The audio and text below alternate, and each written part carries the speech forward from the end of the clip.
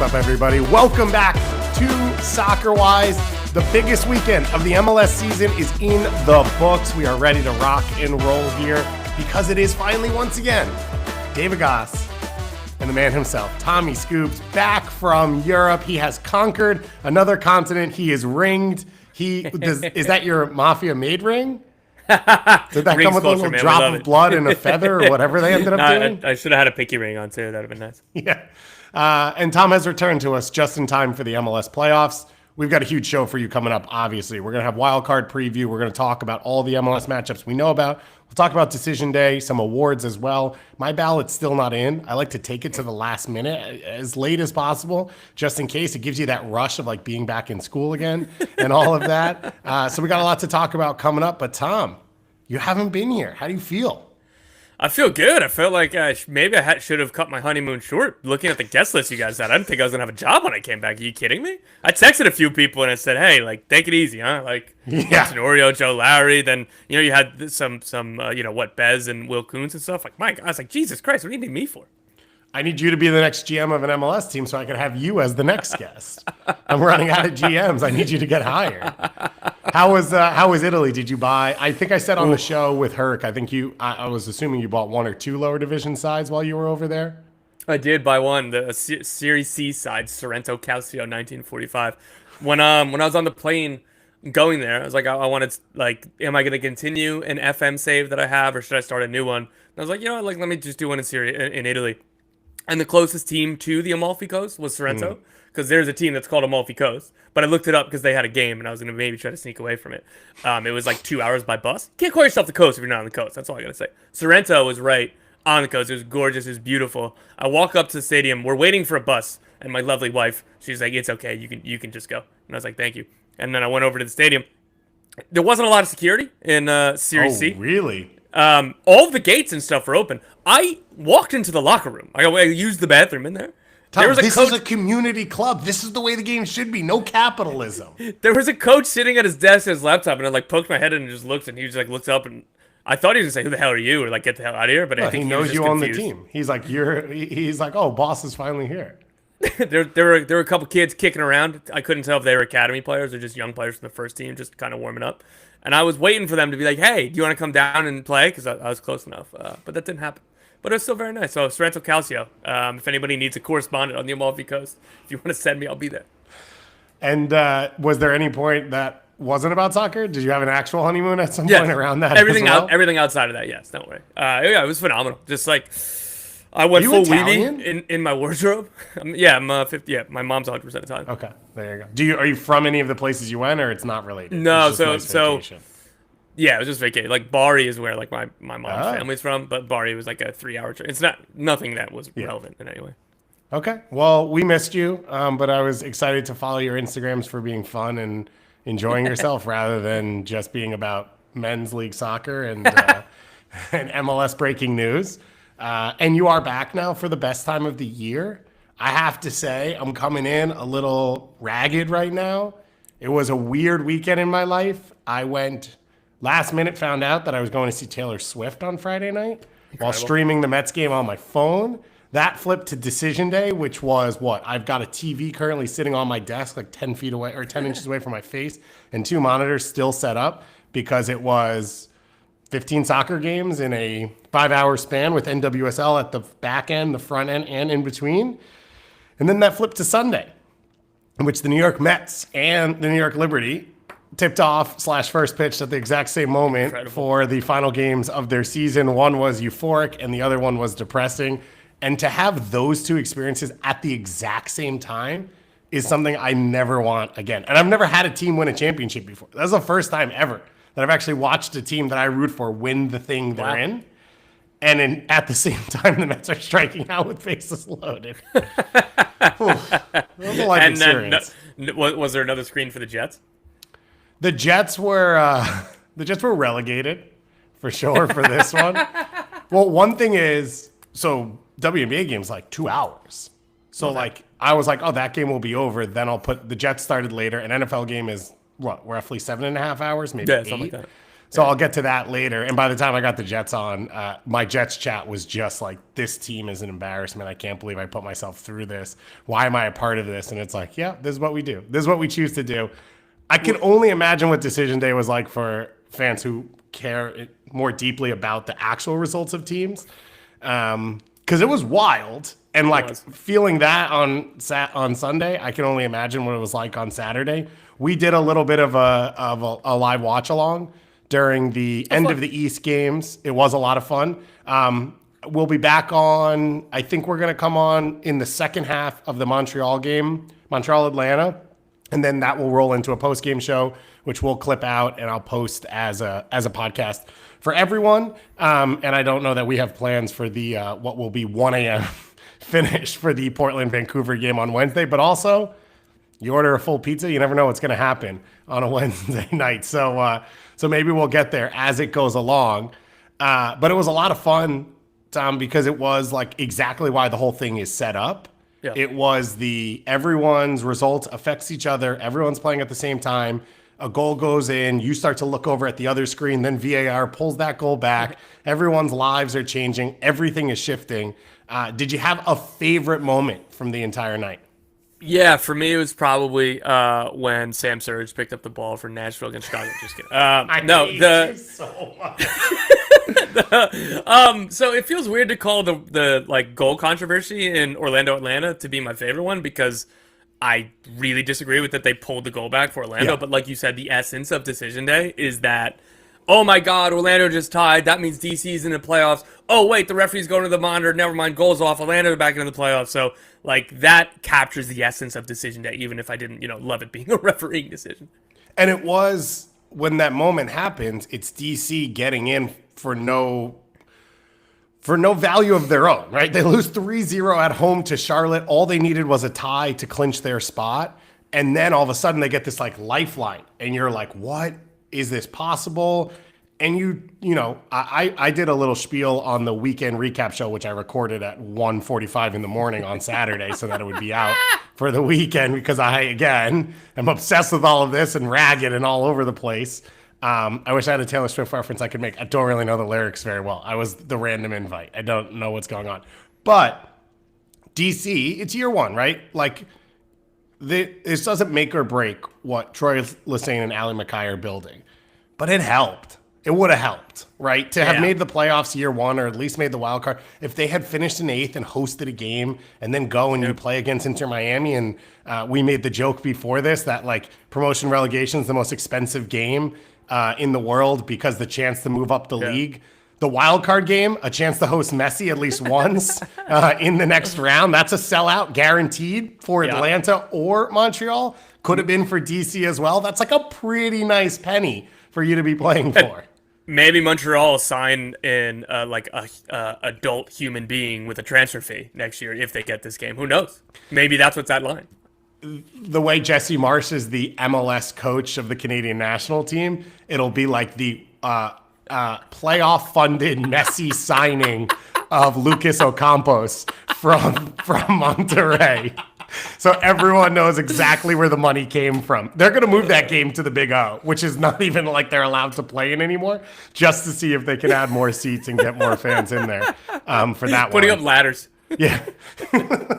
Full minor league baseball style. Everything's a giveaway. Everything's a gimmick. Everyone's watching from outside the stadium for the first 10 minutes. It's a big moment. It's a big opportunity. That spell of time in that Eastern Conference games, amazing, epic. For me, it was the LA games. And just to try and have both of them on at the same time. And I watched the Galaxy Houston game for the most part on my second screen because it was great soccer. And like, that's what I was looking forward to. When we had Joe Larry on Friday, he called it the Aesthetic Bowl. And I had said, like, that's the game I'm excited for. And it worked out in that all the other games you're watching for goals and events. And that's the game I wanted to watch. So I had that game on. And the Galaxy were phenomenal. Like in that second half, they're creating chances. They look dangerous.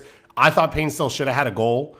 It was called back because of a foul from Maya Yoshida, which I said on the weekend recap show was 2 weeks earlier than the goal. Yeah, at midfield on a 50-50. And then they call that goal back. The Galaxy get the goal. And here's the crazy thing. The Galaxy get the goal, and there's a moment, like, as they enter stoppage time, where Ricky's got it on the left wing, and he, like, plays this big switch, and it's like, you just need a tie. See the game out. What are we doing at this point? What are we doing? And that was where, when they gave up the goal, it was less to me like, oh, freak moment. Houston's a good team. It doesn't really matter. And like a little worrying of, can this team shut a game down and see out a playoff game? Can they see out a must-win game? Yeah. They're not in an Open Cup final, right? They didn't make a deep Leagues Cup run. This is not a knockout experienced team. And there's obviously a lack of trust because of the individual defending quality, but I hadn't really thought of like, oh, lack of experience because you've got such big stars and so much quality. And a lot of these guys have played in big competitions in other teams and in their life and international and all of that. But this was not a championship winning performance to not even be able to see it out with a draw. No, it's a really good point to, again, particularly to spin that forward in that, like, hey, like, if this was like a playoff game in the sense that like seeding matters a lot. Now, if they play LAFC in the Western Conference Finals, they go to LAFC. Like that is a huge difference. Like I know that that's not, the deepest take or the most thoughtful, but like that in that moment, that was like a playoff game that they couldn't finish out. So it is disappointing. And I will say, kind of on the same thread, and I think doing this decision day wrap up in the same way of scatterbrain like it was watching the day, I think works. So I'm gonna just jump a little bit right now. Columbus Crew, they got a game winner deep into stoppage times against the Red Bulls. If the Crew drew that game, they'd be level on points with LAFC and the LA Galaxy, but they would be behind them in the tiebreaker. So, like, this is all, again, it might not matter because Inter Miami might get to MLS Cup. But if they don't, that's the difference between MLS Cup being in Columbus versus either a Los Angeles team. Yeah. I didn't even put that part together because in my head that was already like decided. Like we are going East Coast or we're going Eastern Conference for MLS Cup no matter what. But that get ready to learn Ohio, buddy. Like, exactly. Columbus for Cup last year. Columbus for the All-Star game this year, and then Cincinnati for Open Cup final last year. Yes. It is the center of the soccer world, and I kind of just assumed it would continue to be. But you're absolutely right. Like there was something to play for, and it was weird the weekend in that you had a lot of teams that it felt like had more to play for come out slow. That LAFC was behind against San Jose, that the Galaxy were behind against Houston, and that Inter Miami was 2-0 down against a New England Revolution team, which I hadn't put this together until you said it to me before we came on. They are now historically bad as one of the worst teams in MLS history. Yeah, they have the tied for the second worst goal difference ever at -37, which is tied with this year's San Jose Earthquakes, and they are tied for the third most goals conceded in a single season. Like, we've been very critical of the New England Revolution this year. I don't think that we've been critical enough. No, I thought we'd been too critical until you said that.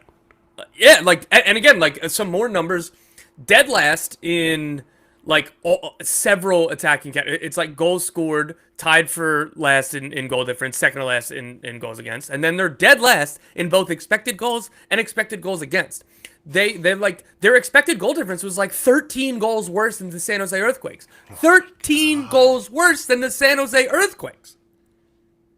Like, this is an abomination. This is a team that Bruce Arena, when he was initially put on suspension or administrative leave, whatever the term was, they were on pace for 65 points. They've overturned the roster, particularly so during this year because it was going horrifically. But they could have ran back everybody but Georgi Petrovic this winter. And they went from one of the top, 4 or 5 teams in the East, and like maybe they weren't quite that good that season, particularly with Georgi Petrovic. He covered over a lot of defensive cracks. But they went from that to one of the worst teams ever. That quickly. That is really, really bad. So I want to say 2 things. First, they didn't even finish last in the East, which is the saddest part about this whole thing, because the Chicago Fire are worse. It's incredible. So the Revs end up finishing 1, 2, 3, 4, 5, 6. They lost 5 of their last 6. They beat Nashville 1-0 in that span. Their second previous win was on August 24th. So that is 2 months of professional soccer with 2 wins. 5-0 over playoff team CF Montreal. Yeah, I know. When that was the moment that could have kept Montreal out, and we had Patrice Bernier on last week, and he sort of mentioned, he's like, if Montreal doesn't lose that game because the Revs are a bad team, you expect a result. they would have been in the pole position for playoffs. It's like, well, but you did lose that game, and you lost that game by a lot. They lost that game by a lot, and it was pretty bad. And now they're back on there. We did get a message in the chat from Jubber Dunkus, who says, "Can you guys coach the Revs, please?" So we are available. Tom is obviously looking for a club. Henry Elliott in the chat said, "Tom, you're the reason that locks get added to stadiums." So now, now Sorrento has to go out and find the lock. I was just trying to kick around with the boys, man. What do you want? Obviously, there's nothing better than hanging with the squad. You know, that's the dream for all of us. We're all just hoping for that one moment. Fantasy camp for Tom out there.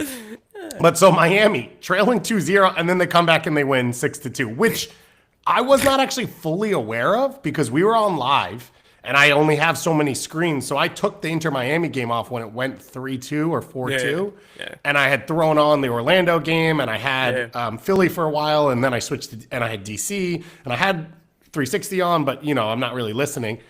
And my wife goes, well, then they destroyed them 6-2. I go, 6-2? Like, I didn't even realize that. Suarez gets a hat trick. Messi comes off the bench. He gets the second assist on the opening goal, at the time winning goal that Ben-Ha puts in, and then Messi gets his own later on. And Inter Miami set the points record. So the number one team in MLS history now, 74 points on the season.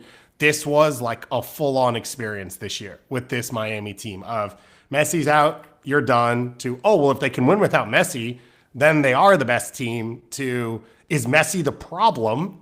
And they're no longer going to set the points record, to Ewing theory. Sort of with and without Messi. They then set the points record, needing to win those final 3 games on the trot. Obviously, the big one was the win over Columbus, which was like every bit worth the value for all of us, right? To have the top 2 teams in the league face off head to head, even with it being a midweek, which sucked. Because you kind of force you have a little bit less pop and less energy and all of that. Like, that was a worthwhile win to set a team up to go and win a points record. And this is like a fascinating team. The story is going to be written in this playoffs more, right? If they don't win MLS Cup, I don't know that people are going to remember back and say it's the greatest team in MLS history. Definitely not. Yeah. Oh, definitely not. You're 100% on that? You can't have, like, you have to win Cup for that to be part of it, to be in that conversation. Okay. Ooh, definitely not. So that's what we have to watch out for, but obviously an incredible feat. It goes into a lot of the awards conversation we'll have towards the end of the show, because it is the major conversation of, like, how much do you value each piece of this Inter Miami team. But I think they'll thank the New England Revolution for helping them get over the line in what was one of the most bizarre games I have ever seen. Let's talk about the sad side of Decision Day. So it was DC and Philly, the 2 teams that end up out of those 4 teams that have the chance to get in. Talked about DC a little bit. Shout out to Patrick Ojegod, who put the sword as the should have been Golden Boot winner if his own coach played him more. Tom, I did a fake 10-second offseason for DC where I said, give Aaron Long the Miles Robinson deal for DP, trade for Nelson Palacios, trade for Patrick Aubameyang, sign Ariel Lassiter, and, like, you're already fine. You're already a top 6 team in the Eastern Conference. Tell me why I'm wrong. You just got to lock. So does that mean a 2 center forward setup with him and Betaki, Aubameyang and Betaki? Yeah. How much would Aubameyang cost in a trade? It's a great question. Probably like $1 million in allocation. Yeah. But then you're saving on the fact that you pay him probably $95,000 a year right now. Yeah. Well, I think part of that would be probably, because it would be in my depth charts, which I'm going to go find right now. Yeah. As we're anyway, talking. there's that you threw a lot at me there. That was well done of a barrage to, like, get me off. A couple punches in, get me a little bit. I'm not going to let you spin me. Don't even know where to start. One, I'm gonna have to piss on parades here of, like, well, I don't think that Real Salt Lake are trading Nelson Palacio. I don't think Charlotte are trading entertaining offers for Patrick Aubameyang. So, like, again, I know this is all in theory, but, like, for me, and I'm just gonna go. I do appreciate, though, that you gave specific ideas and specific people. But for me, like, what this team needs is obviously a complete defensive overhaul. Maybe 2 new stars. Like, I like Lucas Bartlett, like, but you need a dominant guy with him next to him. They just need to get out of as many. Like, they're gonna be one of the most. Yeah, like, they will 1,000% be one of the most active teams this winter.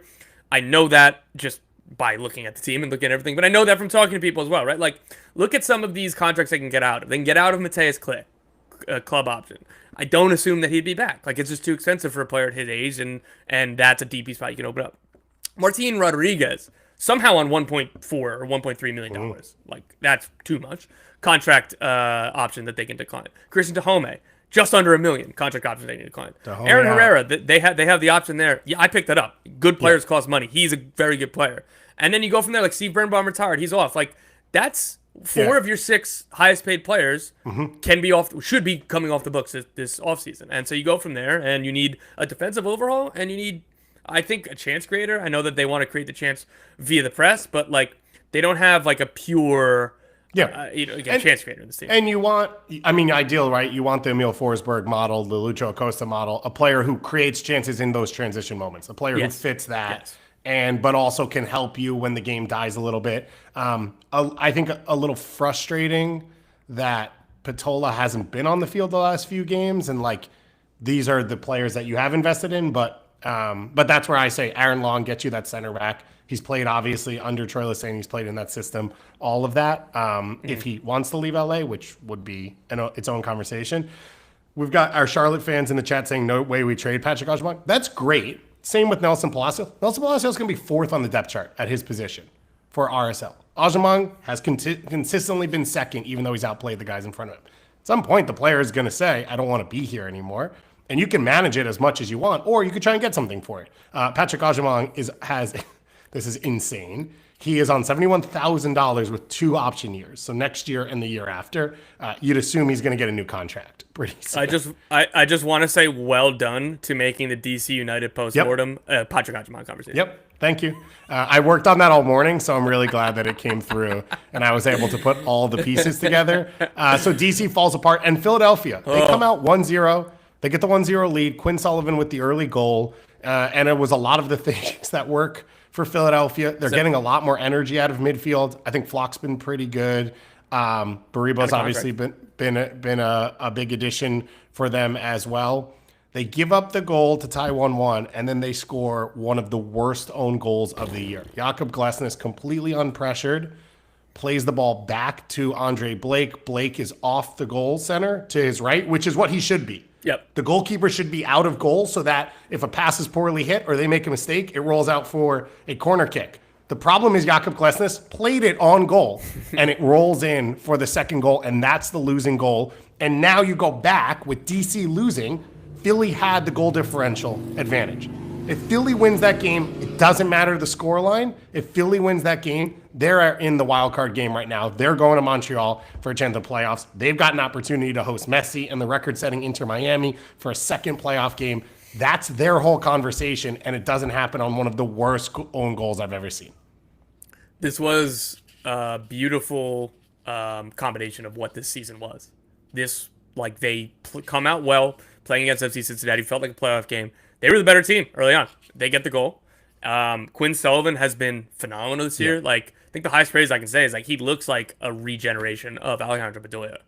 And this is a player who I think we all liked coming into the season, but it was, okay, what's his best position? Is it kind of as a second forward? Is it as like a really hard-working, backup to Gazdag as a 10 that's, plays like Gazdag and trying to get goals? Or like, oh, maybe can you play him deep in the midfield? This dude looked like Bedoya. Like, this is his role, a shuttler in a 4-4-2 tight diamond. I love that. He played awesome. That was a great goal. Jack McGlynn was involved in that goal. Jack McGlynn was really good this year, too.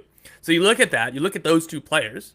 Those are the steps up that this team has always been getting from the academy. This has been a constant in their really strong run over the last 6 years. So they got that. Look around the team. Former, was he reigning? No, he's not. Andre Blake, goalkeeper of the year 3 times, right? Like, yeah. Jacob Glesnes, former defender of the year. Kai Wagner, one of the best left backs in the league. For half the season, you had Carranza and Martinez. And when Carranza leaves, Ty Baribo just picks up the goal scoring slack pretty immediately. I mean, it was a little bit different. Like, I think Jesus Bueno was good, not quite as good as Jose Martinez. That's all to say. All of this looked familiar. Jim Curtin on the sideline, right? All this looked the same as the teams that were one of the best 3 in the Eastern Conference every year for the last 6 years or whatever it was. And yet, like, all the underlying numbers say that too. The expected goal difference, everything. It was like 7th in the league. Like, this isn't a team that should have been fighting for the playoffs. Like, so all of this is confounding. The closest I can figure out, and technically in terms of printing in numbers, is they dropped 27 points from leading positions this year, Wow. most in MLS. So that's it. That plus like when Andre Blake was out and the kind of transition period from Carranza leaving to Ty Baribo hitting for him, they were losing games in the margins. Like the XGs would have been the same, but you didn't have a goalkeeper of the year. You got really bad goalkeeper performances from your backup and your third string. And then in the attacking 18, you didn't get the same kind of quality between Carranza and Baribo. So those are the three things the season comes down to. I will go to my grave saying that this is a good team, and I don't understand how they didn't make the playoffs, but that's just how it goes. 27 points from winning positions, you said? Yeah. So that's worse than the league. Tied for second worst. San Jose Earthquakes and St. Louis City with 25. That's the difference. Those are two really bad teams. Yeah. Or played it. I mean, I know St. Louis, Yeah. but like you know what I mean, right? Like Philly that is the finishes difference. 3 points out of the playoffs, and that's 27 points that you had an opportunity to just control games and things like that. If they were league average, they would have been, I think, fourth place or something around fourth place. Like Looping around to the Ajamon Nelson Palacios conversation, this is one of the things which is, well, Matt Freese deserved to be a starter in MLS, right? And they kind of couldn't hold him back knowing Andre Blake was their starter. And so they trade him. He ends up going on to have a borderline best 11 season. And while there were a lot of problems with this Philly team, and you talked about the movement and some of the injuries and all of that, if Matt Freese is in goal in the games Andre Blake is out, they make the playoffs. Absolutely. It is one of the tough things about trying to have depth in Major League Soccer is like, obviously goalkeeper is really tough because you don't play 20 minutes off the bench and you're not rotating as often and all of that. Freese hadn't proven himself when he left Philly, but internally Philly felt he was good enough to be a starter. He felt that way, and they gave him the opportunity in the trade to NYCFC, but it blew up in their own face in the end. Yeah, I mean, I don't blame them for this one, right? Like I think for everything you laid out, like if you claim to be a club that cares about the players, again, like it's just the right thing to do. Again, and he asked out. Yeah.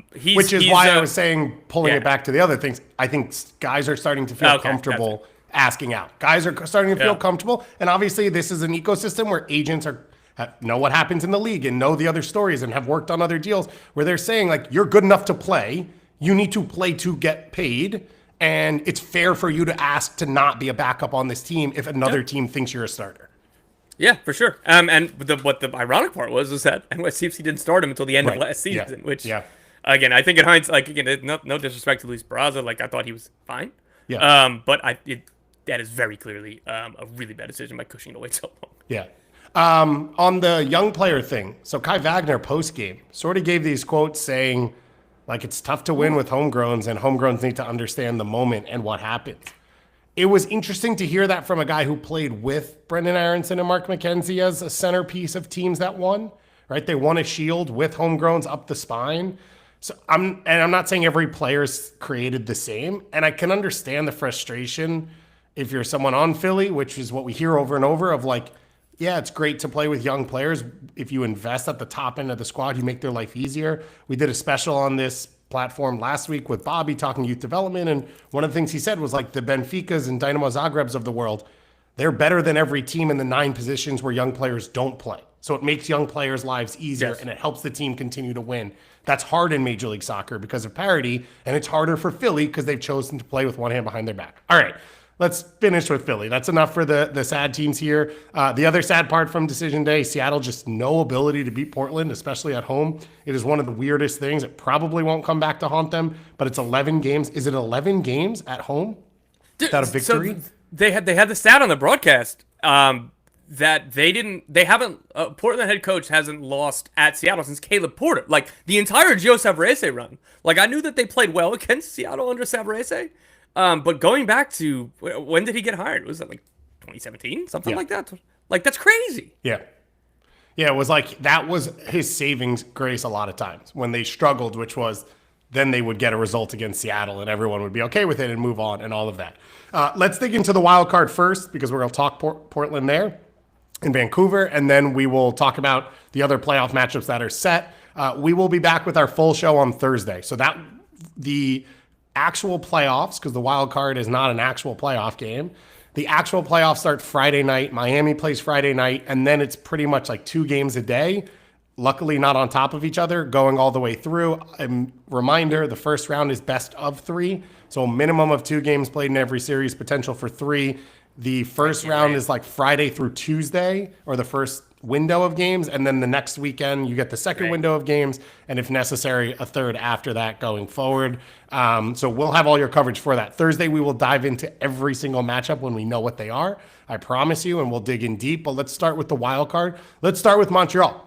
They were the story. Like, they were in this whole race. What are they going to do? Boom, they took care of business at home against NYCFC. Caden Clark gets the first goal, and then he sets up Joseph Martinez. 2 goals in the first 45 minutes, and they're rolling from there. Joel Waterman starts at central mid because Nathan Saliba is suspended, and they still control most of this game. NYCFC didn't have a ton of super dangerous chances, and Montreal are able to continue this run and get in, and now they host the wild card game, which is not something we thought we'd be saying. When I brought them up 6 weeks ago, 5 weeks ago, saying like, they've got a shot at this, we kind of both poo-pooed it. And we were like, yep, this is sort of the cycle. This is the cycle of Major League Soccer, and then they'll lose the next 2, and that will be it. And they've bounced back. The Charlotte loss, the Revs loss, they've bounced back from all of those. And this is the best soccer Joseph Martinez has played in 2+ years. Caden Clark's back alive, and there's a lot to enjoy with this team. Yeah, I would even go back to the way that he looked down the stretch here was the best I've seen since his knee injury. And I love to see it. I know we talked about this on the stream a little bit. Like, I don't know, man, like he's such like a central figure to this era of MLS, and those days in Atlanta were so incredible. Again, I don't expect him to play like MVP caliber Joseph Martinez like ever again, and that's okay. So seeing these moments has been absolutely awesome. A front 3 of Joseph Martinez, Bryce Duke, and Caden Clark made the playoffs. And I hope that sounds disrespectful for those, but like Caden Clark, we talked about the trade. I was like, I love the roll of the dice, right? Like, I think this is what you do. It's a no-lose situation, right? Mm-hmm. Like, if he doesn't work out, if he doesn't improve, then you just move on, right? There's no real cost. I did not see any of this coming. So credit to Caden Clark, credit to the front office, credit to Laurent Couttois and coaching staff. 4 goals and 4 assists in 675 minutes. Yeah. He's been awesome. Small sample size, of course, but it feels real, right? Like, he's probably not going to average a goal contribution every 75 minutes or whatever the quick math is, right? But like, I think it's pretty clear that like this dude can be a starting attacker for a playoff team, and I did not see that at all. I thought that was gone, right? Like, so well done there, Bryce Duke. I think he's been really steady since he got to this team. In so many other years, not just Montreal, but any other team in this scenario, that 5-0 loss to New England, season's over, dude. You're booking Cancun 3 days after decision day, whatever it is, right? Like, the fact that this team didn't completely capitulate, completely crumble after that, that's a huge credit to Couttois, the coaching staff, and the players themselves. Like, it's funny to be talking so positively about a team with a negative 16 goal difference, right? Like, if there was 7 teams that made the playoffs, we wouldn't be framing it this way, but like, screw it, man. Good for them. And that was a really fun moment. And now they get to host a wild card game, and then potentially, like, this is all bonus right now. And I'm super impressed by how the season ended for Montreal. The Caden Clark stuff, I think there's part of it that's, I don't want to say narrative driven, but because of the setup of this team and the history we saw with Georgi Mihailovic, I think we're all prone to believe it because we've seen something similar that was real, and we've seen it in a similar setup with a similar team, right? Playing as that second attacking player behind a true center forward, finding the gaps, sort of being a 10 or an attacking player who puts opponents under pressure, plays fairly direct, can be a goal scorer. In the chat here, Justin Pfeiffer says, Caden Clark on the second goal just outworks the other team. Everyone thinks the ball is dead. NYCFC, it deflects off Clark, it goes down the sideline, and everyone stops playing, and Clark busts to get there, save the ball, outworks a defender, gets to the end line, and Joseph Martinez makes the hard run as well. And Joseph's play with Duke and Clark has been the difference. His understanding of when to drop and stay has been the best we've seen, because what you've seen from Joseph over the last 2 years, as his game changed and he's struggled to adapt to it, is not really understanding who he is anymore. And so you've seen him kind of drop in because he wants the ball, he wants to be involved, because he doesn't really dominate physically at the top line. So he wants to get around the game, but he's not a great passer and he's not comfortable in those spots. And then he's too late to win the foot races to the near post for the tap in finishes, or to get to the far post and get himself positioned to finish. And now you're starting to see him understand that balance and feel comfortable. And I think he's leading. Like, I think when you watch the game, you see Duke and Clark react to him and understand him. You can't not talk about Bryce Duke because he does a lot of the work on the ball for them. And Saliba now will come back into the team and has been a really nice piece for them. Jaquil Marshall-Ruddy has started to find his feet. You see him get towards the end line. He puts his head down. He's able to beat his player fairly consistently 1v1 now to at least get crosses in. They're not uber dangerous, but that starts to come as he gets on the field more and more. So a lot of positives for this Montreal team, and they have to feel, I think, pretty good about this matchup. I like this matchup for them more than I think I would have liked Philly because of the experience there, and probably more than DC, even though Atlanta has more talent. For Atlanta, I think Garth said we're lucky to have Ralph Valentino.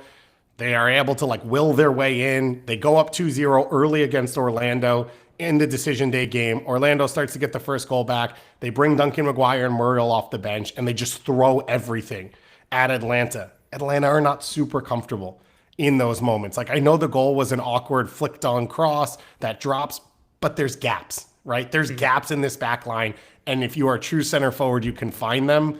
I think Joseph will find them. I think Caden Clark will find them. And I think Atlanta don't have enough possession to kill the game, but I don't know that they're dangerous enough in transition moments to make Montreal fear them.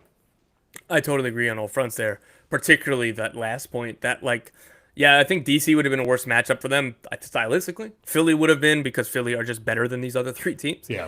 But Montreal struggle very much defensively, and they have all season. I'm not scared of the Atlanta attack in any way, right? Saba Lobojanice, he's not consistent enough to fear. He's capable, of scoring goals. His goal in the game against Orlando was really well taken. Mm-hmm. I don't trust him to score that every time he has that chance. And he's should be a tertiary piece to an attack. And that's kind of where he's kind of best to slot him in as a role. Alexei Miranchuk isn't dominating or isn't kind of taking over games that it feels like Saba's still kind of running the show. And that doesn't really scare me if I'm Montreal. And again, their weakness is defensive frailty. Their weakness is if it was Benteke, if it was another kind of dominant attacking player, it doesn't even need to be in the way that Benteke's dominant in his aerial prowess, but somebody who has better pace or technical ability, right? If you have a dominant attacker, I would favor that person, pencil that person in for a goal against this Montreal defense. And I don't see that with Atlanta. Yeah. It will be, the big test will be Raheem Edwards against Saba, because the only outlet, the most dangerous moment for Atlanta is you come down your right side, you turn it over, they hit the big switch to Saba, and he gets out into transition on his own. And so my guess will be Edwards will stay home a little bit more, also with Brooks Lennon being on that side, and Jaquil Marshall-Ruddy will have the license to just fly forward. Yeah. And Piet does sort of sit more on the left side of the midfield. I think he'll give a little bit of cover there as well, where then Saliba can sort of attack and be dangerous along the right wing. And there's a lot to like there for Montreal. I think they're clear favorites. They're the home team, the form they've been on, the quality they have, but they're also completely unproven in this moment. Outside of Piet, no one has been there. We've seen Sirois make a couple mistakes in some big moments down the stretch. The whole back line is new from the playoff run they made. None of them really have playoff experience, and no one in the attack has been there before besides Joseph. So it's going to be a real coming of age moment. Yeah, and I think I'm more guilty of this than you, but I just want to make sure that we step back to the macro. This is a negative 16 goal difference team that's squeaked into a wild card game that, again, I think both of us feel that the playoffs are probably a little bit too big. And that, growing up, all of this stuff too, I don't want to take away from any moment that'll come from this wild card game, but their MLS Cup is this wild card game. And that's kind of it. And that's cool transition year, right? Particularly where they were sitting a couple months ago when it looked like, oh my God, are they going to need to make big changes yet again for a third offseason in a row after running Wilfred Nancy out of town? Mm-hmm. And it finished much better than that. But I also want to kind of halt my own, praise and stuff for this team. This is a pretty middling team at best, right? Just because they got slightly over the playoff line doesn't mean that they're going to be too dangerous in the league. But, straddling here the positive and the negative, but just not trying to go overboard about the Eastern Conference wildcard game that's going to be forgotten pretty quickly. Montreal has two players that make over $1 million on their roster. Joseph's one. The other one's Victor Wanyama, who doesn't play. Steon Gregerson makes over $1 million for Atlanta on his own. Like these teams, or not these teams, but Montreal is playing in a different field. Like, and it's unfortunate for them because it's not that hard. Not that it's not that hard, but like if they sign 3 high-end DPs in this offseason to add to all the things we just talked about, boom, you're talking about a potential top 4 team in the East. Yeah. Dude, sign one. Just one. For like, sure. I'm not even asking for 3 because that's not realistic in any way because 1 isn't realistic in any way. It's so disappointing. Bologna just made the Champions League. They just sold a bunch of players. I understand that they're top priority number 1. Can Montreal get 1 designated player? 1? They will. It'll be trade for team's designated player that they don't want at the end of this season. Hold on. Let me bring up Bologna's roster and find, the 33-year-old he's playing. Yeah. The narrative storyline, by the way, in this one that's fun, it's Joseph against Atlanta. It's just fun. It's going to matter. Like, he plays with energy. He plays with bite. I think it's going to be cool to watch going forward. I'm picking Montreal in this one. Yourself? Yeah. Okay. The other game, wild card, 10:30 p.m. Eastern time on Wednesday night. The Vancouver Whitecaps are hosting the Portland Timbers at Portland Stadium in the first round of the playoffs because of a Supercross motocross event that is occurring in Vancouver at BC Place. On Saturday, so load-in has already begun and the build has already begun for BC Place. This is why it matters to own your stadium. This is why it matters to own your building. And this is why Vancouver has consistently been relegated to sort of a second-class citizen in their market and then across the league. And like all these times, I feel like we come on and we fight for them.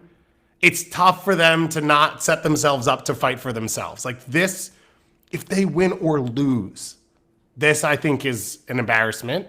And I think this ends up being the storyline coming out of this season, even if they get the win and go into the postseason. Yeah, I'll start on the positive side. I do appreciate, it's a super minor thing and it's something that should be the norm, but it's not the norm in our business. They announced this ahead of time. They could have crossed their fingers. I hope like hell that we don't finish 8th, right? Like, no, like we got overtaken, whatever, right. Or like whatever the scenarios that could have played out. So good for them for announcing it ahead of time. They're taking their lumps. They are getting criticized again, as fairly, but like, this isn't Axel Schuster. This isn't Vanni Sartini. This isn't Ryan Gauld, right? Like, yeah, I believe that Schuster put in his like the press release. It was like, we're not making excuses, right? Like, pretty again, like these are basic things. These should be the expectations, but it isn't always. And so I appreciate that. Like, for all of the fair criticisms we're going to make about this situation being what it is and how small time and funny it appears from the outside, this has nothing to do with the locker room and the technical staff, really, right? Like, so it sucks for them too. Now onto the negative. It's Steve Nash's fault, by the way. That's who you're blaming. And Greg the negative, to be clear. Now to the negative. They haven't won a game since September 15th. Yeah. They have not beaten a playoff team since July 4th. Mm-hmm. July 4th. Yeah. Like, the way that how ambivalent I was towards the end of that Montreal discussion, that Atlanta discussion, that's what Vancouver are right now. Yeah. And it's unfortunate because going into the season and mid-season, like, this was the team I felt safest about in like the 5-7 range. I was like, I don't think that they're going to challenge for the top 3 or 4, maybe if everything goes right. But also, like, I respected their floor to where they were, the quality of the players, the quality of the coaching staff, everything they have. And it kind of it absolutely fell apart down the stretch of the season. And like, this is where they should be in this wildcard game. And for me, even if this game was in Vancouver, I'd find myself leaning Portland. I don't think I would feel the same. I think if it was in Vancouver, I'd feel better about the Whitecaps because Portland are such an anomaly as a team themselves. That's fair. And they're all over the map. I have zero doubt that the Timbers are the favorites now at home. And the expectation for the Timbers should be that they win this game and they go into the playoffs because they are playing a team, as you said, that is scuffling into their building. And like, there isn't really a bigger advantage you can get for a playoff game than Providence Park and that atmosphere and like all of that. Real quick, are Vancouver technically the home team? Yeah, I think so. That's why they should take they should take Portland's locker room. They should take Portland's bench, and they should say, these are the kits we're wearing. You have to wear your away kits. I know that that's not really a thing in MLS these days, but still, they should just be like, hey, we get to stay in your houses. You guys have to go to a hotel. Maybe that's a step too far. But the benches and the locker rooms, I try to be working that behind the scenes. Again, this is also sad that the flex there, I don't know, comes off better. I think you end up looking worse for being like trying to demand stuff in someone else's building that you shouldn't really be in. Here's my home coffee mug. Yeah, walking around the facility. They try and get the Timbers to stay in the team hotel, and then they all go and try and take over Portland players' houses for the night and be like, we're the home team, so we actually live here now. This is a Vancouver team that this is now the third year in a row where they've won the Canadian Championship, and it feels like the peak, or it has ended up being the peak rather than along the path of continued improvement.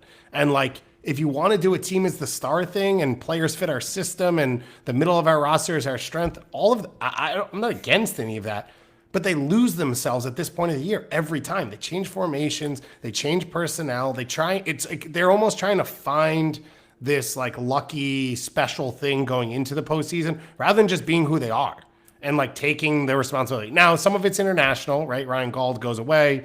Mm-hmm. You've added a couple players that play internationally, Canada as well. So you lose some pieces. You have to move stuff around. But it's just from February to July, we feel like Vancouver knows who they are, and that's their strength. And then from August to October now every year, they are the team we go into the playoffs and saying, I don't really know what this team is. And they end up faltering. And I wouldn't be surprised if it happens again. Now, one thing to note that I think is interesting, and I talked about it with Joe a little bit on Friday because we talked about at Backheel, they're doing a special film series, and they did Jonathan Rodriguez as a target winger and what he brings and what he does. Vancouver are set up very well to deal with that because of the three center backs that they have. Whether it's Tristan Bachman or Utvik or Sam Adekugbe, whoever they end up deciding to put over there, they can deal with that pretty well. And that's a good opportunity for them because if you can neutralize that, you can start to flood central midfield around Evander. You can maybe take some of the sting out of Portland, and then Portland starts to panic and throw numbers forward, and then you can hit them in transition. Yeah, that's got to be the game plan, and I'm expecting that is what the game plan is. As you said, like, the back three lends itself well because what Jonathan Rodriguez has done super well at is like finding the space between the fullback and the center back on his side. And with that extra number, like, just naturally they should be occupying the same spaces. But again, like they have to flood the numbers in central midfield then to try to take away Vander. And I think Evander is a very smart player. He's going to find pockets. And right, you take that trade-off of Vancouver of him picking up the ball deeper. But he's still pretty dangerous when he gets the ball deeper. Like his range of passing, his aggressiveness to try to find, more, I wouldn't even call it killer balls, right? But, really kind of pushing the game forward if he's coming back to get on the ball. So I think that'll be a fascinating kind of chess match. And we've seen Vanni Sartini tinker in these games. For better and for worse. So maybe that there is going to be a new little wrinkle. Like I remember when they first got Julian Gressel, he was playing inverted as a wingback or whatever, right? Like him and Adekugbe or him and Loretta, whatever it ended up being. Who knows what the wrinkle, if there's going to be one, if there's going to be an in-game adjustment. But I think that's kind of what I'd be watching for in this game because Portland are very susceptible defensively, and Vancouver have the players that can take advantage of that and take advantage of it well with Gauld and Brian White and Fafa Picault, kind of, the first two in particular. And we'll see how that plays out. But this should be a fun one. Like you said, it is sad, like, for all the jokes that we've made, that this is a game not being played at the team that should be hosting it. And the spotlight that shows. But, hey, when the referee blows the whistle and the ball starts rolling, I think hopefully should be a fun game, and we'll see where it goes. The X factor in this one has to be Anthony. Like, if all of this happens the way we think, he's going to be the one that gets space and opportunities. He was a match tire and winner basically against Seattle, and that goal was beautiful. Like that first touch, a long touch, which sucks the defender in, it was purposeful. And then he goes by Jackson Reagan, who many people are putting best 11 and defender of the year conversation. He went by him like people go by me when I play soccer. That's Nobody goes by David Goss. That's how they do. Then they get kicked in the ankle, and then it hurts me. That's what happens. That's how easy it looked, and he put it in. And he is a young, enigmatic player. He does not show up all the time. He does not finish all the time. But when he's on, and he's normally on, when he's on, normally happens at Providence Park. with the crowd behind him and the energy and the flow of the game, then he is like really dangerous and really special. And Mosquera as well, if he gets into the attack, if the game plays out this way. But as you said, if you want anyone in transition against Portland, it's a Ryan Gauld and a Fafa Pico and these guys that can sort of play north to south and play aggressive. I think this game's going to be fun because I think Gauld is good enough to, no matter what, keep them in it and make things dangerous and make Portland nervous and all of that. But I'm picking the Timbers to win here once again. What about you? Yeah, that's where I'm at again. And I know that I think we've both just been super high on the Timbers, probably me a little bit more than you. Yeah. And if they are what I think they are, they have at home to win this game. Let's go into the other playoff matchups that we know. So the winner of this Timbers Vancouver game, they will face off against LAFC in the first round. Montreal and Atlanta, as we said, a chance to face Miami, to host Messi. I mean, my guess would be Atlanta can get 50K in the building if they end up winning this game. They can sell it out. Yeah, I guess so. I mean, they only have a week and a half to get there, but it's Messi and it's Atlanta. So you're right. That is a big opportunity. As we said, we don't know those matchups yet, but we ranked our interest in each of these matchups as the playoffs are coming up. And we'll give a thought or so as we go along. And then reminder, on Thursday, we will dig in really deep and we'll give all of these series the time they deserve as we go forward. Let's start with our rankings. We did this together, which means you decided and I hummed and hawed and said, fine. We start, because of that, with the LA Galaxy against the Colorado Rapids. Good team player. Good team player you are. Immediately rolling on that one. Yeah. The most interesting playoff matchup is the Galaxy versus the Colorado Rapids. It takes a hit a little bit, obviously, if Georgi Mihailovic isn't available to play, particularly at the beginning. Maybe I don't want to speculate. Which is brutal. He was stretchered off 12 minutes into their game against Austin. They said ankle sprain was what the verbiage was coming out after the game because the fear was season ending, right? That there would be no chance, right? So at least they have a little bit of hope. Zach Steffen is injured. I don't know what the timeline is on him because that happened while I was on my honeymoon. I had to ask you before the show, or before the game, when Adam Beaudry was starting. I was like, oh, what happened here? Anyway, so without those two, right, that takes a little bit of juice, takes a little bit of quality away. But the Galaxy, what is so much fun about them is those holes, right? This isn't a domination where, I think we'll talk about some other matchups down the list. Galaxy are obviously heavily favored, but they're susceptible. And the Colorado Rapids, these games I think are going to be super fun. I agree with you. These are the Galaxy, as I said, they can't close the game down. And Colorado have played them with a ton of confidence head to head and have played with a ton of confidence overall. Hoffa Navarro is fantastic, is elite. Cole Bassett's in my best 11 conversation right now, which is supposed to be done. So the conversation is happening really fast inside of my head between all the different sides of things. But that's how good he's been. And the Galaxy, of course, are must-see theater. But the Georgie injury really sucked. The way it happened, non-contact, he comes down hard on his ankle, and you could see it immediately. And he ends up getting stretchered off. It looked like he was crying. It's pretty bad. So we're hoping for the best for him because we're hoping to see him in this postseason. For a Rapids team that I think the good has already happened, right? They've qualified for CONCACAF, the run in the Leagues Cup, all of that. They end up finishing 7th in the Western Conference right at the end because of a tailspin right to close the season. So not really the finish they would have liked after what's been a really good year. For them, your hope would be that Rosenberry and Cannon can stay with the wingers a little bit 1v1, so you don't have to bring the help there. That allows a Connor Ronan and a Bassett to be able to be around Puig more and not have to go out wide and double on Peck and Painshill consistently throughout the game. Number 2, we stayed in the West. The West, for us, was more interesting in the first round. I think part of that is because a lot of these teams feel like they have more potential to win the whole thing, where in the East it feels a little bit more decided. So we went RSL Minnesota on our second one. I think for starters, it's going to be great crowds. RSL playoffs always has a buzz to it, and Allianz bounces, and this team is super fun. They're on a great run. There's a clear future for them going forward. So I think it'll be one that goes to 3 games. I think it'll be one that has really good energy throughout, and one that has these emerging stars. Diego Luna against Kelvin Yeboah. That's what you want in a postseason to see, who can elevate and who can be a top player, and 2 teams that can create chances and score goals. Minnesota, I think, will not open up at all on the road. That's what they've done so far this year, and hope for an early chance in game 1. But my hope would be that after that, if they get the results at home, that they try and push for it in Game 3. Yeah, that I think that that's how that could play out. Minnesota have been a revelation this year. They've been so much fun, and again, like we talk about transition years for a lot of these teams.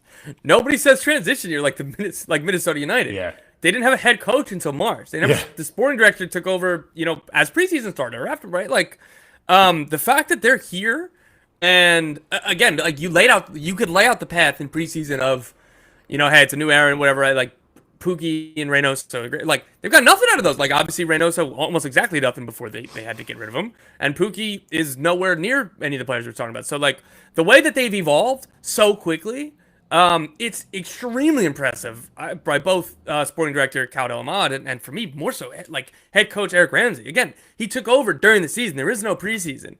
The players have changed all season long. They had a really busy summer transfer window, and they've gotten better as the season has gone on. Like that's the mark of a good coaching staff for me in any season, to be kind of continuing to improve rather than getting worse. But particularly so with all the context with this team. Like, I can't say enough good things about this Minnesota United season. I cannot believe they got up to sixth place. Like, Yeah. this is like what a dream first season for this club in the new era. After like Adrian Heath was the only era they had. It's I don't know. Like I can't say enough. Like again, Toronto, DC, all these things. We're like, hey, like it was a transition year. Like they didn't make the playoffs. That's okay. Like Minnesota, like nah, we'll be an actually legitimately good playoff team.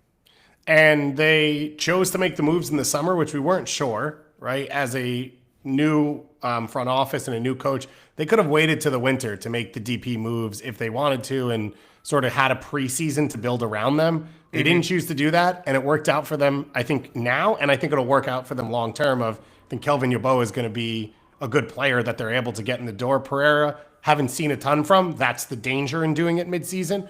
But your hope is he goes Goss theorem, gets the offseason, gets back in it. Thanks, Justin Pfeiffer, for reminding me of my own theorem. And he moves on from there.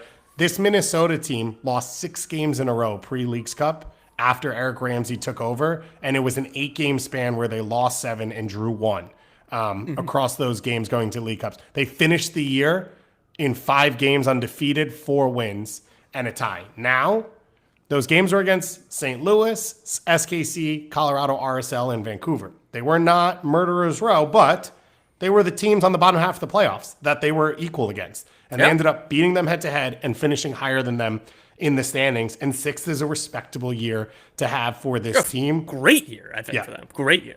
I would love to see them come and play a little bit, because you go back to some of those games at SKC. It was like that crazy rain game right before Open Cup final. Yeah. They sat in a ton in that game, in which it makes sense to do against SKC, but like that's the evolution, right? Be a better team, be more competitive.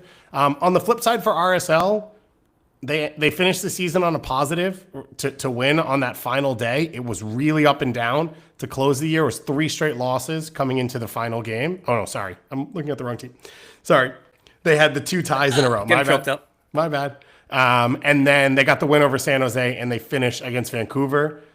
I voted Diego Luna my young player of the year. He is like worth the price of admission. It's a large reason I picked this as the second best series, plus Chicho Arango and all of that as well. This team is a ton of fun to watch, and a last chance to see Nelson Palacio before he gets traded to DC United in my offseason and what I created. Okay, that's our second series. Our third series, the first Eastern Conference one, FC Cincinnati against NYCFC, our third most interesting one. Tom, why'd we go with this one next? Yeah, so this one has like it's going to be an interesting matchup in terms of the styles. Is it going to be boring? Might be. That's kind of my fear. That'd be the drawback on this one. But these two teams have been good. Like the bottom half of the Eastern Conference, like I don't see much of like a threat to the top 3 teams in the East. So this gives you the chance to advance around, and then hey, who knows what happens in a 1-game sample size on the road, presumably against Inter Miami. So I like this one. I like a lot of the players. Like the Charlotte team has been super fun. Orlando, I know that they started off really, really slowly, but they've come on really strong towards the end of the season. Though losing on decision day was a disappointing result. I think that this has to do more with individuals and atmospheres. I think Orlando and Charlotte, like Charlotte in particular, that they haven't had a home playoff game. And Orlando, when they have, Orlando has one of the best atmospheres as well. And like Charlotte, I think the Charlotte fans are going to be well up for this one and very excited. Anytime that they have a big a big moment, whether it was their debut, whether it was Messi coming to town. They've always shown up. So I'm really Yeah. excited for both of these teams and both these fan bases. Yeah, Charlotte deserves the home game. Reminder, NYC Cincinnati in Leagues Cup was a 4-2 game. That NYCFC was up 2-0 in the second half, and Cincinnati came back and put up 4. That was this year. So there's a little history of that matchup being entertaining and fun. And then, as you said, the 4-5, Seattle-Houston. I think Seattle-Houston, both those teams, I wouldn't be shocked if they won the West. What? I feel like you were making fun of me that like we did this together and then so that means it's whatever you said. You went unilateral changes because I had it as Cincy NYCFC 3, Seattle Houston 4, and then Orlando Charlotte. So you put me on the spot there. No, I just said that. We started with Orlando Charlotte. No, we didn't. You just talked about it. Ugh. But Seattle Houston, whatever is going on right now, Seattle Houston. It started in the rundown. That's not the rundown. This is the rundown. Ugh. Go on. Seattle Houston. I think both those teams could win the West. Orlando Charlotte, for all the reasons you just so eloquently laid out, is a super exciting and interesting one, but probably doesn't have the stakes of that team can go on to win the East because of the top 3 in that. We've got Columbus Red Bulls after that because we had to put them somewhere. This is like purely on Red Bulls. Columbus are the most entertaining team to play. They're out for blood for for MLS Cup to not make Supporter Shield their story. I think Doyle said it on ETR. Like they've only won 1 trophy over the year because they've been in 18 finals and all of that going back to last year's MLS Cup. Right? They were in 2 finals this year, and now they've got the potential. They didn't win Shield, and now they've got the potential to win MLS Cup. And that's a big moment for this team. And I think, I'm not sure Cucho's gone, but like it's hard to keep teams together in MLS. I'm not sure Nance's gone. It's hard to keep teams together in MLS. You've got an opportunity here, and they're going to want to take advantage. Red Bulls don't feel as competitive in this whole thing, although they did come back and make it 2-2 before losing in extra time or in stoppage time on decision day. After that, we've got the 2 1 versus 8s because 1, we don't know. And 2, it feels fairly simple that Miami's probably going to dominate their matchup. But LAFC, you wanted a disclaimer in here. You have LAFC with a little bit of range versus their potential opponent. If LAFC plays Portland, that's up there with the Galaxy Colorado. I'd probably put that first because I think that those games would be so much fun. If it's LAFC Vancouver, that's dead last for me because we've seen it too many times. And it hasn't been competitive or fun in any way. That's a large delta from most interesting to least interesting for me in the round 1. Yeah, it is. I would agree with you because that Portland game would be wild. And if we watch LAFC eliminate Vancouver again, talk about Champions League, Leagues Cup, MLS Cup playoffs, you just can't watch the same car crash over and over again at some point. So those ones sit down at the bottom for excitement levels. But I still think they're going to be some really fun series. And the beauty part of this is like the 3 games is frustrating and some of it will feel like it won't matter, but because of that, there might be moments where teams take their foot off the gas for a second and you get a little bit of drama because a team that you don't expect to get a result maybe is able to take a lead or something going forward. Let's finish out on the awards for this MLS season, which everyone wants to talk about. Let's start with the 2 big ones, Coach of the Year and MVP. Tom, you put yours out on Give Me Sport, I believe, already. Yep. Talk us through your winners, and then I'll tell you why you're up. So just a quick top line for what I kind of do with this and Best 11 is how does this tell the story of the 2024 season? So that's kind of the central theme I go back to with everything. That's more so for Best 11, I'd say, than the awards. So going to the awards, MVP, honestly, I was torn going into decision day. I was kind of back and forth between Messi and Cucho. And then Messi had a hat-trick off the bench against New England Revolution, set the points record. He leads MLS in goal contributions with 36, 20 goals, 16 assists. He's my MVP. Look, the lack of minutes was taken into serious consideration. If you told me before the season would I vote an MVP candidate, anybody with less than 1,500 minutes, I probably unilaterally would have said no. But like so many other things, this is about context and relativity. I think Cucho had a phenomenal season. Evander did too. If they had a little bit stronger of a candidacy, I could have went over Messi. But Messi had, again, led the league in goal contributions. He's, clearly, again, best player of all time, right? Like, so you have both the stats plus the eye test plus the moments. That decision day hat trick helps a lot.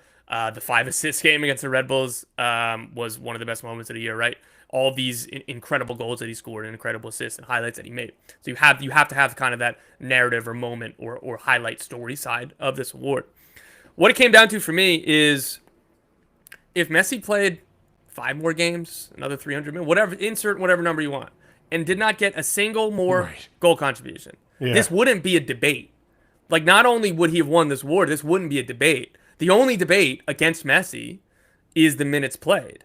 And yes, that obviously matters. That's why I'm not saying a word about per 90 stuff, because you don't say that for MVP. Playing the games matters. The minutes matter. That's all part of it. But I don't think that it was enough to sink his candidacy for me. So I voted Lionel Messi, and I feel good about it. So I went the other way. I voted Cucho because he was available for his team, and he was the central force of that team. And as much as we love Columbus and we love Nance and we love the ability for, AZ Jackson and Max Arvstein to be the best player on a day, a lot of that only happens because Cucho's on the field and available for them. And in the gap between Messi putting up crazy numbers but not playing a lot of minutes, and Evander putting up crazy numbers and a lot of minutes and his team being terrible, Cucho sat right in the middle, which was his team was good. He played a ton of minutes. He put up good numbers. He was the only one really with a mix of all of it. I know from eye test that he is arguably the best player in the league. Obviously, Messi is an alien and a different thing, but like in the context of human beings, Cucho deserves to be in the conversation. His team finishes second in the Shield race. That is a context in which you deserve to be in that conversation. And he is the leader of his team. Like all of the fake valuable things you try and put together of like, what do you mean to the team and how does it work and all of that. I think Cucho hits all of those, however you want to frame it. Messi's the best soccer player in Major League Soccer because he's the best soccer player potentially of all time, and he's currently the best soccer player on the planet. Like, we're not going to get away from that argument. But I ended up going Cucho in this. Then I went Tata Martino on Coach of the Year because he won the Supporters' Shield and set the points record with your MVP not available for half the season. So to be able to cover that, to allow for a team to set that record without that player and many other players and all that goes on with that team, that to me was enough to take Tata over the top in the players he had to lean on, the depth of the roster he had to go with, the changes and tweaks he had to make, and the circus that he has to sort of keep them on the rails during. And it's not a circus in which it's like, okay, you did enough. You had 67 points and you won a Shield. They set the record. They're the best team of all time in the regular season, and that's with the Global Tour preseason, and that's with the Leagues Cup runs and all the other little shows that they make them be a part of. He kept it all on the rails. It's not a part of it because you can't, but like I think he builds a decent chunk of this roster as well. I know people want to play with Messi, but you got to pick someone. Like everyone wants to play with Messi, but he chooses the pieces that come in, and a lot of them were pretty influential this year. I'll start with, I think Tata Martino did an excellent job. It's not an easy job, right? Like having all of this talent, it comes with problems. You have to have enough cachet, man management ability to manage all these players. And they had a lot of depth. You have to manage that. Like these are all good problems, but he started. I think he did excellent. He's not my vote because nobody else has Jordi Alba, Luis Suarez on non-DP deals, right? Like, and that's not a joke. It's again, my mentions are filled all the time with they must be breaking rules, or whatever, right? Like that's not my point. Is that the same way that Marco Royce is playing for the Galaxy on a non-DP deal. That deal was only available to the LA Galaxy. Luis Suarez and Jordi Alba, 2 Inter Miami, those were only available to Inter Miami. So they did come with those sets of bonuses and bumps, right? Like, I know that he played a role, particularly in some of the younger players, the U22 initiatives. They had 3, like the U22 initiatives like that, those were extensions of the designated player for them. Like, that wasn't a $2 million signing from Colombia for an 18-year-old that you hope in a year and a half is going to be really good, right? Like, those were some of the most expensive U22s in league history, right? Like, so, again, I know that he played a part in there, but, like, it's just too much talent for me, right? So I went with Orfinanzi because, so I'll take a step back. This award is an MLS regular season award. Mm-hmm. So Leagues Cup, CONCACAF Champions Cup, Open Cup, not supposed to be taken into consideration for voting. Campeones Cup, not supposed to be taken into consideration. If this was everything, Cucho would be my MVP for what he did in Leagues Cup and CONCACAF Champions Cup on top of that, right? But that's just another thing. But so while like them winning Leagues Cup and getting to the final of the Champions Cup can't be taken into consideration, what can be taken into consideration is doing all of that outside of the regular season made your regular season job much, much more difficult. And he navigated this expertly. And it didn't matter if the front three had Cucho or not. It didn't matter if the back three had Rudy Camacho or Steven Barrera or not. It didn't matter if the midfield had Nagby or Zawadzki. It did not matter which player on this roster was on the field. The Columbus Crew played the same way that they would play with their best 11. They played the most beautiful soccer in the league, particularly with their best 11 available, but they weren't that far off with their second 11. And I think that the best compliment I can give is you could, you watch highlights, digitally alter, make it all anonymous. The kits are anonymous, the no player faces, all that stuff. You'd be able to pick out a Wilfred Nancy Columbus Crew team if you're watching it like that. And that's a sign of a phenomenal coach. I don't disagree with you, and I think Wilfred Nancy deserves to be an MLS Coach of the Year. I've already voted for him in the past because he deserved it, and I do believe in the idea of like they should be rewarded besides just the results for choosing to play the way they play and like giving us all that opportunity to watch them and like being committed to what they do. It has obviously led to success, but it is a brave thing to do, and like that is part of awarding a Coach of the Year. And in this whole debate, and we've had people send us in mailbag questions, should it become most outstanding player instead of most valuable player? Does that make it easier? Should those be split? Like on pure coaching, and I don't know what that means, there's no one better than Wilfred Nancy. Like there's no one in Major League Soccer that you'd say, oh yeah, give him that player. Like, oh, this player needs to get better. This player needs to work on things, whatever. Then you give him to Wilfred Nancy, even though it hasn't worked for Derek Jones, and I don't want to talk about it. So I think we said on Saturday's show when we popped on live and hung out, there is not a bad option in these. I don't think someone who votes for Messi or Nancy is wrong. Like there are years where I do feel that way. This is not one of those years. I totally agree. Again, like and even like, so I think it was a 2-horse race for MVP. I listed out the arguments for Lucho Costa and Evander. And again, while they aren't something that I chose, obviously I didn't vote for them, but like, I can understand the rationale, and particularly so Lucho, I wanted to bring up before we can move on to another thing. Like, he was better, I think, or like he had a much more difficult job this year than he did last year. The difference is, like, with the Messi numbers, the Cucho numbers, right? Like, that was an obvious landslide MVP last year, well deserved. This year, he scored or assisted 33 of Cincy's 58 goals. Like, there wasn't a player that I don't think that was more important to their team's success than Lucho Costa. And again, like, if you want to be a purist of like how you define the word valuable, again, like I'm not going to tell you you're completely wrong. That wasn't my vote, but like I see it. And same thing with Evander with how great he was. It faded a little bit at the end because the Timbers never did take that jump out of the wild card game. So I don't know how many ballots he's going to end up on, if any, but like he was right there for a while too. So to your point, you're not a moron if you voted any one of those 4 players or any handful of coaches, and then we'll get to the other categories, right? This was really tight. Like last year, Lucho Costa, that was an obvious one, right? Right. This year, it wasn't. If you find a way to vote for someone outside of like the 9 people we said was acceptable to vote for in these 2 things, then maybe you are bordering on a different space. And Tom will be happy to have you come on the show, and he will call you a moron to your face. Dan Nye says, I get enough Twitter questions. On the Columbus thing, every team that's gone super deep in CCC has fallen off in league play. The rotation's been next level. That's absolutely true. Now, I would point out it's a 3-game difference, but like Inter Miami did go to a CONCACAF quarterfinal and played Monterrey in a 2-leg affair. So like it's not like they didn't play in these competitions either, and it's not like they didn't make runs in cup competitions either and have to play in these other things, which I think is part of what makes it hard and puts them close together. I think I'm not sure if this was on air or off air, so I can't remember. Tim Bezbachenko, I asked him at the end of the show we did with him on Friday, which I'd recommend. Go listen to his interview, in charge of a multi-ownership group now under an American that owns Bournemouth as well as a league side. I believe it's a Scottish team and a team in New Zealand. And I asked him because he put together 2017 TFC and he put together 2024 Columbus, which of them would win in a matchup, which people have asked us. And he basically said the top end talent on both those teams is equal. The thing they assessed as a club in Columbus this year coming into CONCACAF was we now have the tools to make our team deep enough that we can compete, because Toronto couldn't and Seattle couldn't. And he felt like that was one of the evolutions of the league. And a lot of that comes with having a Crew 2 team that you can run and develop your own players and strengthen. And some of that comes from added spending and ability to spend and all that type of stuff.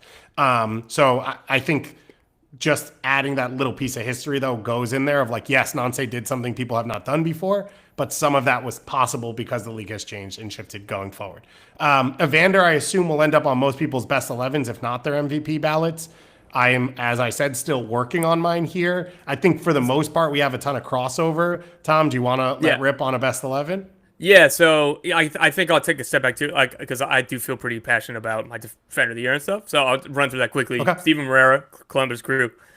This would be bucking the historical trend. This award always goes to the dominant center back of one of the best defensive teams in the league. The Crew are one of the best defensive teams in the league, which again it's easy to lose track of because we're talking about their attack and everything else. But like Steven Moreira was the outside center back, so he's not quite a fullback, right? But he's not in the typical mold.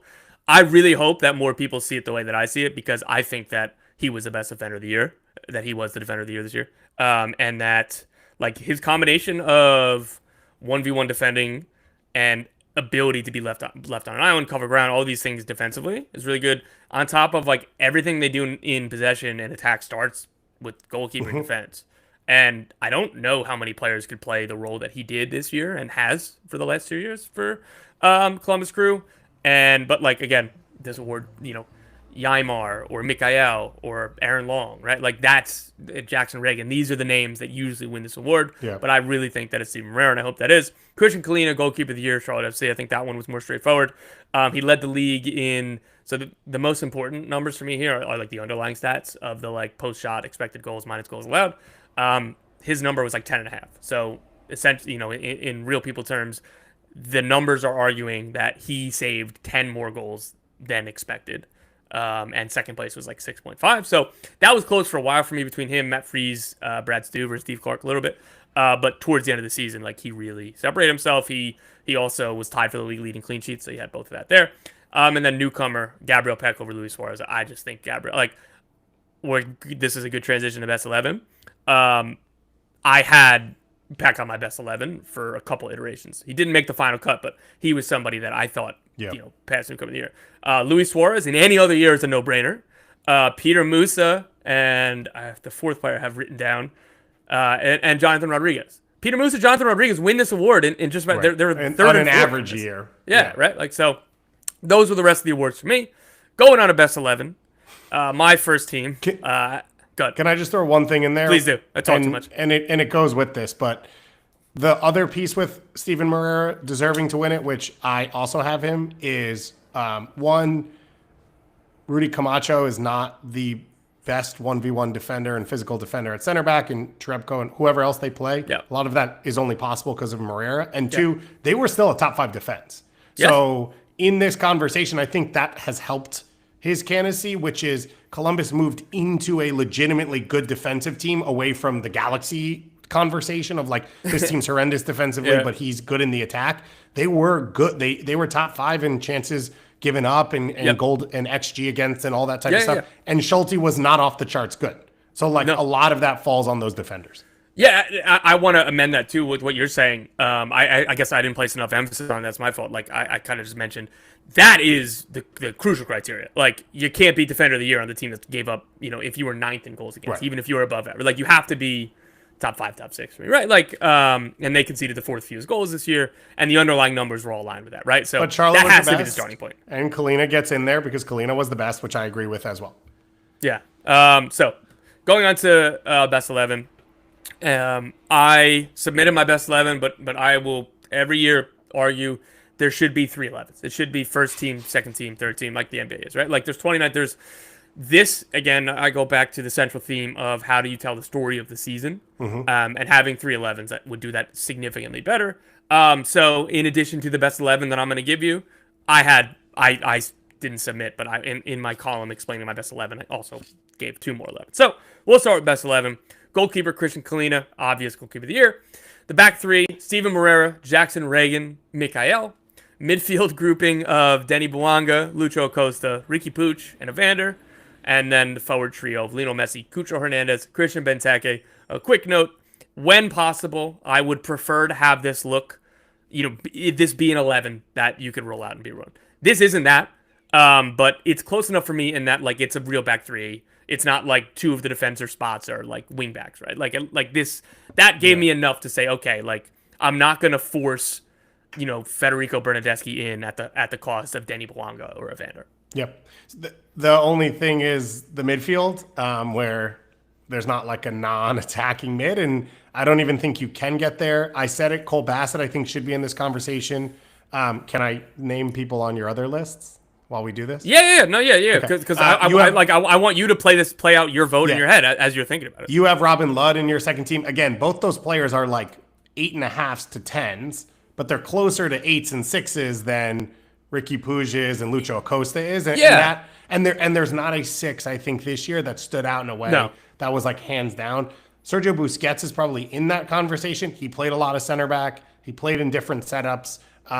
There's not really an obvious one, though, otherwise, where you're like this dominating player in this position, like Nwobodo was last year for Cincinnati, like Diego Chara has been in the past, deserve to be there. And that's what makes me a little queasy, because I also like for it to be an 11 that should play, because it means you're not picking the 11 best players. You're picking who is the best at each role. The problem is with so many different formations and styles, not the role. That role doesn't exist everywhere. I don't know that I really want to put Jax Reagan on my first team, but I don't know that there's a true fullback who deserves two true fullbacks that deserve to be there. So then you go from I can't play a 4 to you have to make it a 3. And then if you do, he becomes that third center back. I have Mikhail in my team as well. Those were the front 3 you have. That's the same as me. Cucho, Messi, and Benteke. I think Bouanga deserves to be in there. Evander does as well. Ricky as well. So I was trying to wrestle with, is there another fullback or wingback that gets in there? What's odd is Luque Orejano is not listed as a wingback. He's listed as a midfielder, I believe, in the group. Yeah, and so like Danny Bouanga is technically listed as a forward, but like I'm calling mine a 3-4-2-1 because like that's just so in I think last year they limited you and they said it's a 3-4-3 and these players are forwards. I believe that an extra center forward got into the team last year, either before that like had no business because those are the only players. The only players listed as forwards were center forwards, and wingers were listed as a midfield. So anyway, long-winded way of saying that, like, yeah, like Orieno, but like then that's you could have kind of pushed him in as like a wingback and like 3 at the back kind of. And he's been phenomenal this year, and he's not a defender. But by the way, like he shouldn't be listed as that. But he technically played it for large stretches of the year for his team. So that's one. Another name which you didn't have there and I didn't have in my convo, but I went on to American Soccer Analysis and they did a best 11. Apparently Miles Robinson, and they're like, we basically don't really still know how to judge the value of a defender. Miles Robinson put up a bunch of numbers, which puts him in this conversation. I think he deserves to be mentioned. I would not put him in my team. And we did a Defender of the Year convo a few weeks ago when someone asked it, and a lot of the names ended up still being those players. So I think your front 3 is what I'm going to go with and what I have. Most of this team as well, Kalina in there for sure. The question is if there's another midfielder who deserves to be in there, or if it ends up being a back 3 and then putting another attacker in there as a midfielder as you go forward. Is there anyone that you really debated across the 3 teams that you're upset about or excited about or you think is underrated? I will say I went back and forth with Bouanga and Gabriel Peck for that spot on my first team. Yeah. And then, and I even wrote this in the column. It was like, can't let Danny Bouanga's consistent, relentless excellence become so familiar that it like took like it's a down year. Not even, kind of that, but also that like, oh, this new thing, the Gabriel Peck. It's like, oh, Bouanga does the same thing every game. Like he's really consistent for like a winger. Like again, maybe he misses some chances, right? But like he's like as high of a floor as I can really remember for a player who plays the way he does. So it's almost like, oh yeah, this is just normal. It's like, no, this isn't normal. What he does isn't normal, right? Like, so I had to remind myself of that when I was going through this exercise, which is good. But that is to say, Gabriel Peck, like, deserving a best 11. And again, if he ends up on it, no, I have no arguments for me. Luca Orieno, if he ends up on it, no arguments for me. But like, it came down to that. I was like, kind of Bouanga, and because Bouanga, Acosta, Puig, and Evander, between those four, like I felt strongly about ended up having all of them in. And so that's kind of where that fell for me.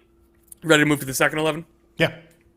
So my second 11, I went 4-3-3. And this is going to be heavy on attackers too when it unfolds because I'll explain that in a second. But 4-3-3, Matt Freese in goal. Federico Bernardeschi, Aaron Long, Ranko Veselinovic, and Luka Oriano along the back line. Yes, I have essentially wingers at fullbacks, but like again, in this unofficial category, I wanted to. It makes more sense. Like Luka Oriano can't be on the third team, right? Like he has to be here, and so just the Tetris that you have to play to put it together a team. This made sense to me. Midfield of Robin Lod, Albert Rusnak, and Georgi Mihailovic, and then a front three of Chicho Arango, Luis Suarez, and the aforementioned Gabriel Peck. What did I see? Rusnak finished. Is it his best 16. season? Yeah, 10 goals, 16 assists, something like that. Yeah. Quietly. Yeah, quietly, because a lot of it was at times when this team was struggling, which wasn't really his fault. No. Like a lot of other pieces were out and injured and all that. He is not the elite chance creator where it's like, okay, he can carry the team, but those are crazy numbers. And that's an impressive year. I like Aaron Long being on here. We didn't talk about him in Defender of the Year as much because when we did it, it was like right when Jesus Murillo got hurt. Yeah. They finished the year winning 4 straight games and 1 U.S. Open Cup without a player who is a Defender of the Year candidate. And a lot of that goes to Aaron Long. Maxime Chanot has been good in that. Segura's given them good minutes, but like you need a rock at the back to be able to rotate other pieces and make it work. And Aaron Long's been a huge part of that. And so I think he deserves to be in this team and be in this conversation. So I'm glad you put him in there. Arango went from MVP frontrunner to second, which is like a great season. Yeah, that's fine. But it's not on the track he was on. And I think it shows you a little bit maybe what he's capable of. And maybe RSL at some point you have to say, like, did you overtax him? What support does he need? How can you get him over the line? But otherwise, I think this team makes sense. And it's crazy to think that a Suarez and a Peck are newcomer convos into a second team. Like, that's how quickly they've affected this league. Obviously, for Luis Suarez, it's not as shocking, but it still shows you the influx of talent that came in the last offseason. Yeah, I mean, I on his day, obviously, right? But I think it's shocking is probably too strong, but like him playing enough minutes and just accumulating the numbers that he did, Yeah. I think that's a surprise. That's a pleasant surprise, and that's why he wants to play another season. And so again, that was so I would call that more of a pleasant surprise, like not the quality, but just the accumulation. Also, I should add, 4 of the players in this team are new because Luka Oriano's in his first year, and Georgie was not in MLS last year. So that's 4 players that were added to this league that had that strong of years. It's a good shout. On to my third 11, B4-3-3 again. Brad Stuver in goal. Brad Stuver and Matt Freese, like, you can go either way, right? Like, I wouldn't, between 2 and 3 behind, and I'm not goalkeeper of the year voting. I gave the lead to Matt Freese because his team finished better, and so the defense was overall better. But again, that doesn't take anything away from Brad Stuver. Did Steve Clark get in this convo for you? He was in the convo, but like, it ended up being like, I can't leave Stuver out of this. Okay. And I kind of felt that way about Freese too. Back 4, Julian Gressel, Adilson Malanda, Yaimar, and Jordi Alba. Jordi Alba, like, again, like, if Luka Oriano was on the first team, then Jordi Alba would have been bumped to the second team, I think, because he was really, really good this year. Julian Gressel, again, I know that he didn't, like, play right back a ton this season, but I'm putting him into this team because I think that he was kind of the unsung hero, despite us trying to sing it. I think he was the unsung hero of this team. He complemented the stars, so he makes your best 11 better when your best 11's out there. But then when those, when Messi misses time and some other players miss time, he can be a creative hub. And I think that's pretty rare in a player to be able to do both, where your usage rate can change vastly depending on who's around you, and you're still excellent in both roles. So Julian Gressel gets in the team for me. Midfield trio of Emeka Nelly, a real defensive midfielder finally, Cole Bassett, and Ryan Gault. And then front 3 of Jonathan Rodriguez, Matty Bogusz, and Facundo Torres. Again, you talk about telling the story of the 2044 season. Matty Bogusz, like, don't want to let recency bias get in the way that he hasn't been the same over the second half. That first half, he was phenomenal. He's incredible, right? And then one more point on why Emeka Anelli's my defensive midfielder, not Busquets or somebody else. Anelli far and away led MLS in both recoveries and was led MLS in recoveries by a lot, 4th in interceptions. He was extremely important to what Real Salt Lake did. And again, like, same way that Chicho Arango went from MVP to, second team best 11, right? When Real Salt Lake were at their peak, Anelli was phenomenal. And he was so important to how good that they were. And they finished 3rd. Like, for all they dropped off, they finished 3rd in the Western Conference, which is the type of spot in the standings that deserves a little bit of, like, respect in awards. I was hoping Artur would get in here. I think Houston. I considered him with Anelli. Like, so I didn't name him. But I think Houston not being able to get into a home playoff game, which, again, not 100% his fault. Ache was hurt. Obviously, they lost multiple attacking players to injury and had to work through all of that.